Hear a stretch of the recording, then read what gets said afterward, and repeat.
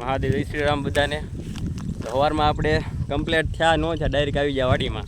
અને મેં તમને કીધું એમ કે મલીચીન ફાર્મ આપણે કરવાનું છે. તો જો આ રીતે મલીચીન પાથરી દીધું છે. બપોર થયું ત્યાં થોડાક અમારા હગાવાલા આવ્યા હતા, મામાનો છોકરો ને બધા, તો બધાથી પાથરી દીધું છે.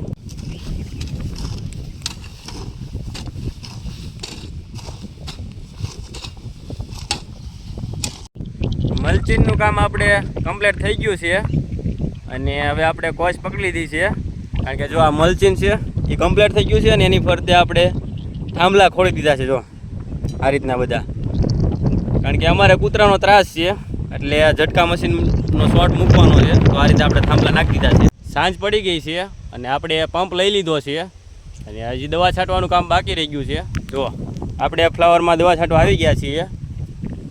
આ રીતના કંઈક સાંજનો નજારો છે. જો